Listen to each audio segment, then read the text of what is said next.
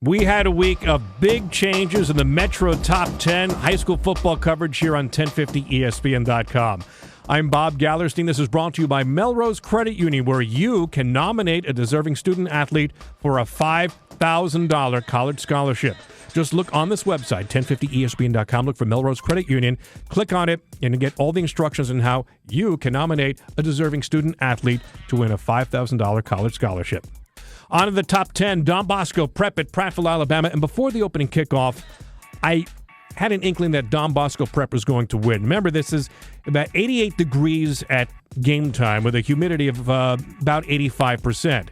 And Nunzio Campanelli, the athletic director and offensive coordinator for Don Bosco Prep, was not dressed in short sleeves and shorts. He was dressed in a long-sleeve black warm-up.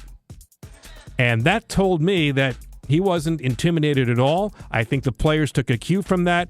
And just like in De La Salle, Don Bosco Prep jumped out to a big first-half lead. I also think that they might have thought that they had the game in hand. You can't do that with the speed of Prattville. Prattville came from behind, but the intestinal fortitude of Don Bosco Prep wins it 35-24. Now, the number 2 team now in our Metro Top 10 is St. Peter's with a 26-23 victory over Bergen Catholic. Bit of a surprise. I didn't think St. Peter's could play 4 quarters, and actually they didn't. St. Peter's controlled the first half. They have a great offensive line, better for pass blocking. They jumped out to the big lead on the Crusaders. Bergen Catholic, terrific year so far, 2-0, blowing out Westfield, Massachusetts, and Iona Prep. And they came from behind, but in a game that really could have gone either way. Marauders of St. Peter's won this one. So St. Peter's jumps over Bergen Catholic to second in the poll. Bergen Catholic is third.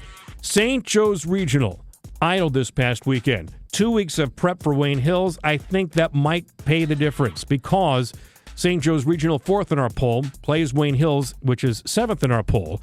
Wayne Hills had a very difficult game against Wayne Valley, their arch rival, on the other side of town, with Wayne Hills winning 7-0, barely. Now, we had another upset, this in the CHSFL. St. Anthony's, and I've been touting St. Anthony's all year, and you're going to say, especially those who love Bergen football and New Jersey football, Bob, I told you so. St. Anthony's was beaten by St. Joe's by the Sea, a very good team. And my colleague Mike Quick is right, the CHSFL is wide open this year. So St. Joe's by the Sea goes to 5th, St. Anthony's goes to 6th. We mentioned Wayne Hills is 7th.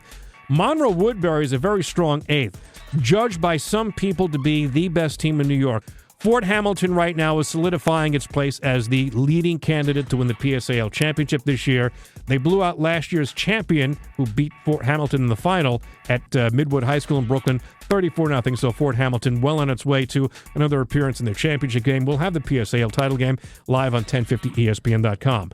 And Holy Trinity, who we'll have on 1050ESPN.com on October 17th against Iona Prep, they remain undefeated. So Holy Trinity may look to move up in the ranks. They're the defending AA champions. And that's this week's Top 10, week number 4 on 1050ESPN.com.